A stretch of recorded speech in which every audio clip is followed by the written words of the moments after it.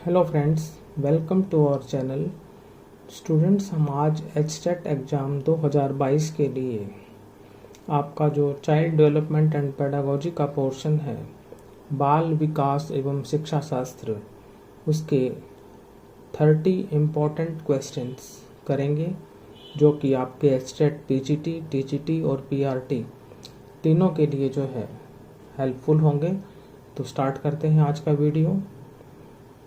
First question है, Froebel द्वारा प्रतिपादित किंडरगार्टन विधि का मुख्य गुण है। फर्स्ट, समीपता द्वारा सीखना।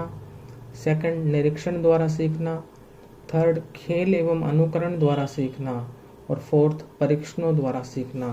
तो स्टूडेंट्स, यहाँ पर करेक्ट आंसर होगा खेल एवं अनुकरण द्वारा सीखना। फ्रोबेल द्वारा प्रतिपादित किंडरगार्टन विधि का मुख्य गुण है खेल एवं अनुकरण द्वारा सीखना। सेकंड है, मनोविज्ञान की कौन सी विधि प्राचीनतम है। फर्स्ट है बहिदर्शन विधि, सेकंड है अंतःदर्शन विधि, थर्ड है प्रयोगात्मक विधि और फोर्थ है प्रश्नावली विधि। तो स्टूडेंट्स, इसका करेक्ट आंसर होगा अंतःदर्शन विधि। मनोविज्ञान की जो प्राचीनतम विधि है वो है अंतर्दर्शन विधि। थर्ड आते हैं, ईट, ईगो व सुपर ईगो की अवधारणा के जन्मदाता है। ये सभी को पता होगा। फर्स्ट है हल, सेकंड ब्लूम, थर्ड बंडूरा और फोर्थ फ्रायड। तो सिगमंड फ्रायड जो है वो ईट, ईगो व सुपर ईगो की अवधारणा के जन्मदाता हैं।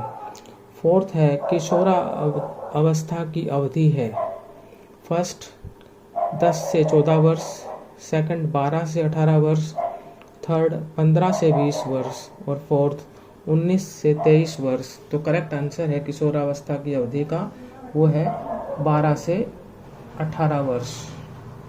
क्वेश्चन नंबर 5, बाल्यावस्था को मिथ्या परिपक्वता का काल कहा है। First Valentine, second Ross, third hall और फोर्थ कॉल व ब्रुश। तो ये कहा था रॉस ने। करेक्ट आंसर है ऑप्शन 2। क्वेश्चन 6 है हमारा, किस अवस्था में कामुकता सर्वाधिक होती है। फर्स्ट शैशवावस्था, सेकंड बाल्यावस्था, थर्ड किशोरावस्था और फोर्थ सभी। तो स्टूडेंट्स, यहाँ पर आएगा आपका आंसर किशोरावस्था। किशोरावस्था में कामुकता सर्वाधिक होती है। फिर है क्वेश्चन 7, बच्चे की जिज्ञासा शांत करनी चाहिए। फर्स्ट, जब शिक्षक फुर्सत में हो, सेकंड कुछ समय के पश्चात, थर्ड तत्काल और फोर्थ जब विद्यार्थी फुर्सत में हो। तो करेक्ट आंसर होगा तत्काल, ऑप्शन 3। नाउ क्वेश्चन 8, अंधे बालक को पढ़ाने की विधि है। नंबर 1 ब्रेल लिपि, नंबर 2 मातृभाषा लिपि, थर्ड सामान्य लिपि और फोर्थ देवनागरी लिपि। तो करेक्ट आंसर होगा ब्रेल लिपि, ऑप्शन 1। नाउ क्वेश्चन 9, प्रतिभाशाली बालकों के शिक्षण हेतु सर्वश्रेष्ठ विधि है। फर्स्ट किंडरगार्टन विधि, सेकंड पाठ्य पुस्तक विधि, थर्ड योजना विधि और फोर्थ व्याख्यान विधि। तो स्टूडेंट्स, का करेक्ट आंसर होगा योजना विधि, ऑप्शन 3 राइट आंसर है।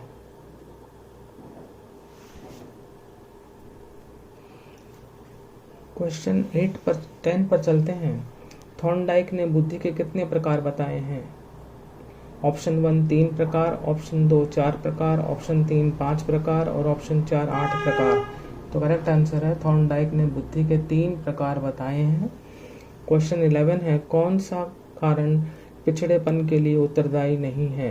पहला है परिवार में क्लेश, सेकंड खेल कूद हेतु समय की कमी, थर्ड है ज्ञानेंद्रियों का दोष और फोर्थ है वातावरण के साथ समायोजन की समस्या।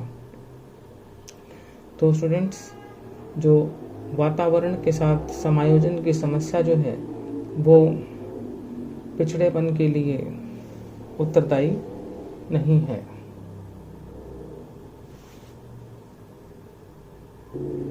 क्वेश्चन 12 है, अधिगम परिस्थितियों का निर्माण करने का आधार है।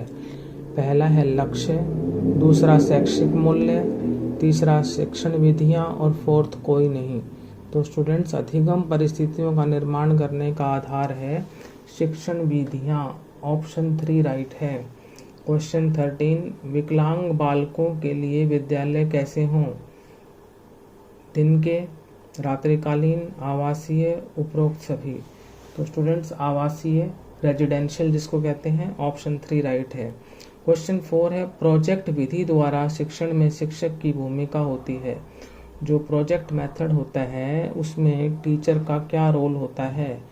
पहला है मार्गदर्शक की भूमिका, गाइडेंस की, फिर है मूल्यांकन करना होता है, इवेल्युएशन, थर्ड है दर्शक की यानी स्पेक्टेटर की, और फोर्थ है इनमें से कोई नहीं। तो प्रोजेक्ट विधि द्वारा शिक्षण में शिक्षक की भूमिका जो है वो एक मार्गदर्शक की होती है कि वो गाइड करता है। 15th है, अर्जित प्रेरक विकसित होता है। पहला वातावरण के संपर्क में आने से, सेकंड जन्मजात विकसित होता है, थर्ड विशेष परिस्थितियों में, और फोर्थ ये सभी। तो जो अर्जित प्रेरक है वो वातावरण के संपर्क में आने से विकसित होता है, जब हम एनवायरनमेंट के कांटेक्ट में आते हैं।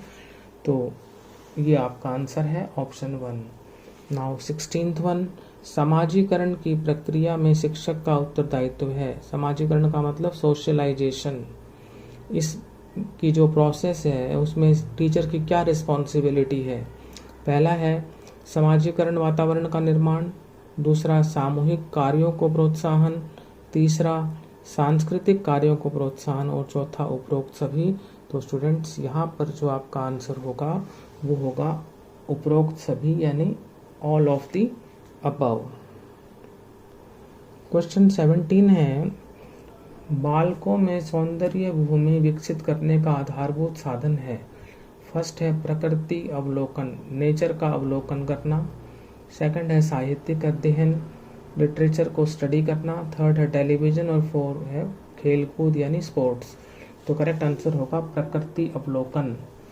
18 पर चलते हैं, व्यवहारवाद की स्थापना किसने की? First Watson, second Pavlov, third McDougall, और फोर्थ मैकाइवे।